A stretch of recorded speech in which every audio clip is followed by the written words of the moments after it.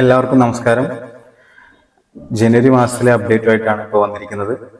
അപ്പോൾ ആദ്യം തന്നെ നമ്മുടെ കഴിഞ്ഞ ഒരു മാസത്തിനുള്ളിൽ നമ്മുടെ വിട്ടുപിരിഞ്ഞ ചില ആൾക്കാരെ നമുക്ക് ഓർമ്മിക്കാം.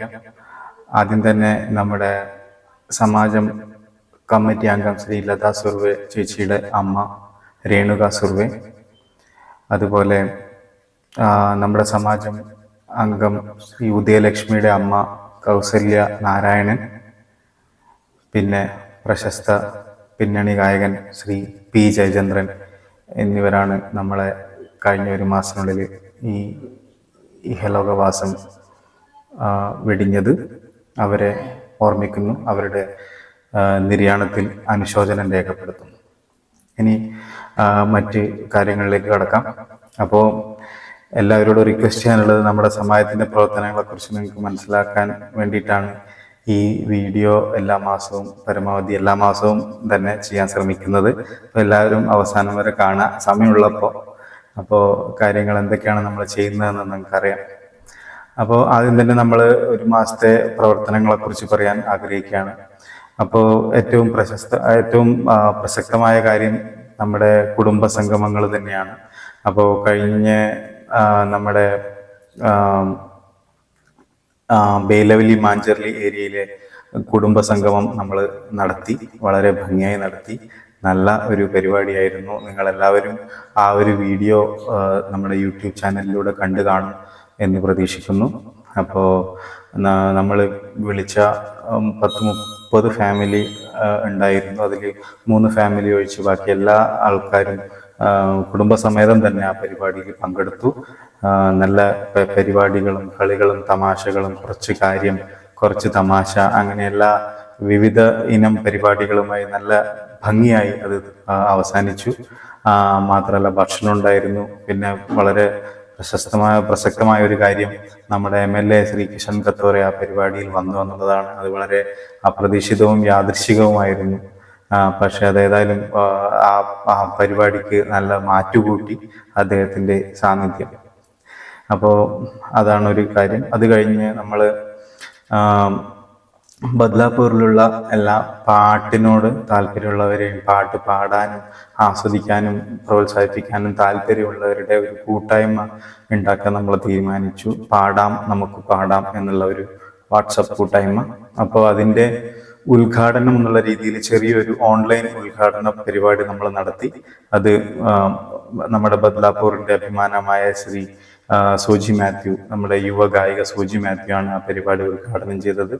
അവളോടൊപ്പം നമ്മുടെ കരോക്കെ സിംഗിങ്ങിൽ നമ്മുടെ എല്ലാം അഭിമാനമായ കലാമണി രാമചന്ദ്രൻ ചേച്ചിയും, അതുപോലെ നമ്മുടെ ഒരു കച്ചേരി വിദഗ്ധൻ എന്ന് തന്നെ നമുക്ക് അഭിമാനിക്കാവുന്ന ശ്രീ വേണുചേട്ടനും, അതുപോലെ നാരായണൻ അയ്യർ എന്ന നമ്മുടെ യുവ ഗായകനും നമ്മുടെ കൂടെ ആ പരിപാടി ഉദ്ഘാടനത്തിന് ഉണ്ടായിരുന്നു. വളരെ ചെറിയൊരു ചടങ്ങാണ് നമ്മളതുകൊണ്ട് ഉദ്ദേശിച്ചത്.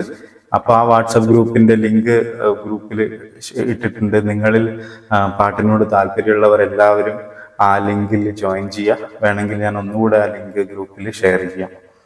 അതാണ് വേറൊരു നമ്മുടെ ഇനിഷ്യേറ്റീവ്.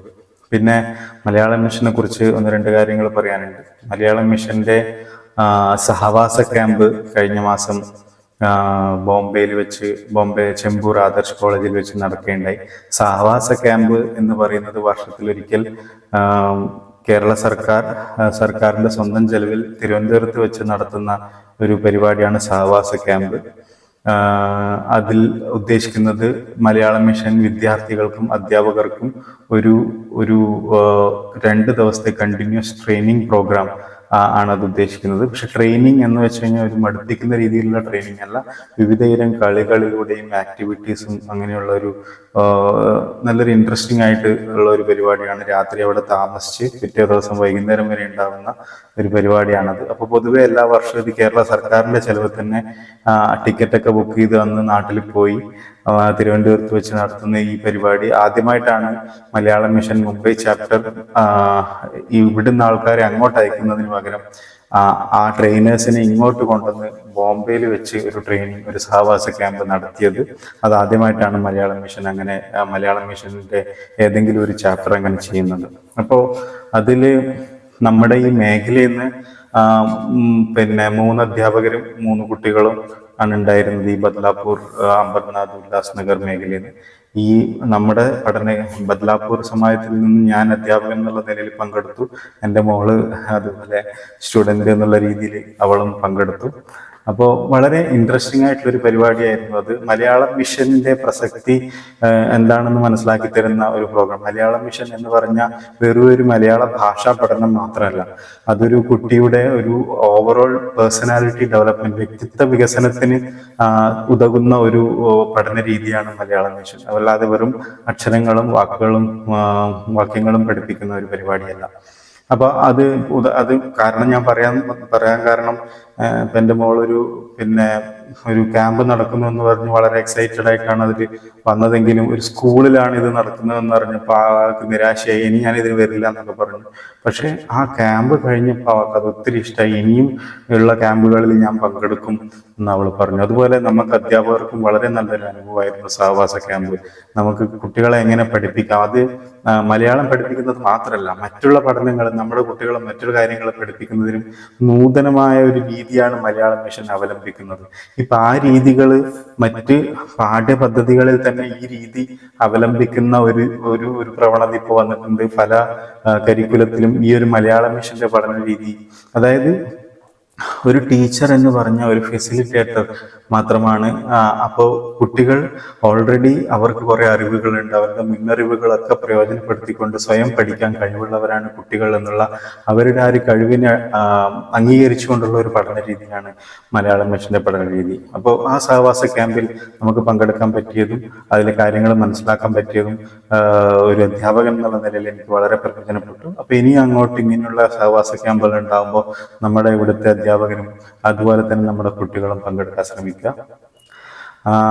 പിന്നെ അതുപോലെ തന്നെ മലയാളം, വേറൊരു കാര്യം നമ്മൾ ചെയ്തത്, മലയാളം മിഷൻ കൺവീനർ, മുംബൈ ചാപ്റ്ററിന്റെ മലയാളം മിഷൻ കൺവീനർ ശ്രീ ജീവൻ മാഷ് നമ്മളെ മലയാളം മിഷൻ പ്രവർത്തനങ്ങളെ കുറിച്ച് ബോധവൽക്കരിക്കാൻ വേണ്ടി ബദ്ലാപൂരിൽ വന്ന് നമ്മുടെ ഇവിടുത്തെ രക്ഷാധികാരി സമിതിയിലെ അംഗങ്ങളും സമാജം അംഗങ്ങളുമായി സംബന്ധിച്ച് ഒരു മീറ്റിംഗ് നടത്തി അതിൻ്റെ മലയാള മിഷൻ പഠനത്തെ കുറിച്ച് ക്ലിയർ ആയിട്ടുള്ള നമ്മുടെ ഒരു ബോധവൽക്കരണം അദ്ദേഹം നടത്തി. അതിന്റെ വീഡിയോ നമ്മുടെ യൂട്യൂബിൽ ഇട്ടിട്ടുണ്ട്, നിങ്ങൾക്കത് കാണാം. അപ്പോൾ അത് കണ്ടു കഴിഞ്ഞാൽ നിങ്ങൾക്ക് കൂടുതൽ മലയാളം മിഷന്റെ പഠന രീതിയെ കുറിച്ച് മനസ്സിലാക്കാൻ സാധിക്കും. ഇത്രയൊക്കെയാണ് കഴിഞ്ഞ ഒരു മാസം നമ്മൾ ചെയ്ത പ്രവർത്തനങ്ങൾ. ഇനി മുന്നോട്ട് ഈ കഴിഞ്ഞ സമാജ മീറ്റിംഗിൽ തീരുമാനിച്ച പ്രധാനപ്പെട്ട കാര്യങ്ങൾ നിങ്ങളെ അറിയിക്കാൻ ആഗ്രഹിക്കുകയാണ്. ഒന്നാമത്, നമ്മൾ ഇനി അടുത്ത കുടുംബസംഗമം രമേശ് വാടി ബദ്ലാപൂർ ഗാവ് മേഖലയിലെ കുടുംബസംഗമം ഈ ഫെബ്രുവരി 9 വെക്കാൻ ഉദ്ദേശിക്കുകയാണ് വൈകുന്നേരം. അപ്പൊ അതിന്റെ സ്ഥലം ഫിക്സ് ആയിട്ടില്ല.